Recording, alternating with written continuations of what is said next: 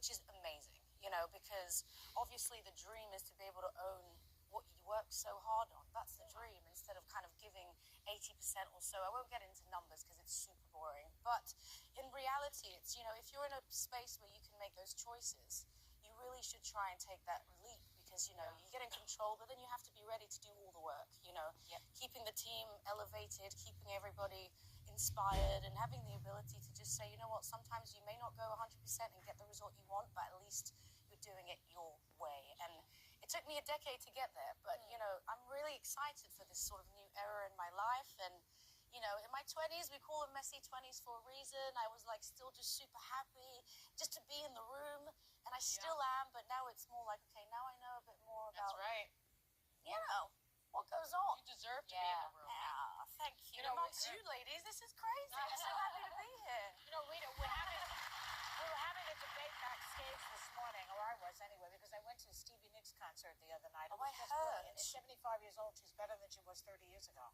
Anyway, the debate was at a new place. Did that shape your work ethic? How did that affect you? Wow. Well, I mean, I obviously know your background as well, and your family moving to Miami. And I think for me, when you see somebody sort of out of their habitat, you know, you can either panic or you just figure out a way to survive. And I think my mother, who is insane of a woman, she had breast cancer really young, late 30s, and she was also trying to learn the language and keep me and my sister afloat, and she really found a way to balance everything. And then I just grew up looking at this sort of superhero of a woman, and I just felt like, okay, now I have to deliver something, I think, either to protect my family or to just try and keep them sort of safe. I guess it's like a hustler mentality. You just never kind of lose it when you grow up in a place where you're not, I guess, where you're not from. Yeah.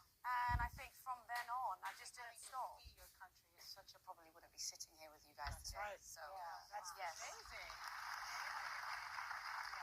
That's why I think accepting migrants into this country is so very important, because they are so important to the fabric of the United States. That's the promise of this country. You better speak. Republicans, please understand that.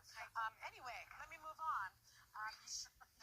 You've joined season 11 of The Masked Singer, which is one of my favorite shows ever. I watch it all the time. I love just energy, you know, and so I get out there and I'm thinking, okay, cool, I got this. We've got Robin Thicke, who's also an incredible musician, so he's got his skill of like closing his eyes and listening, which is exactly what I do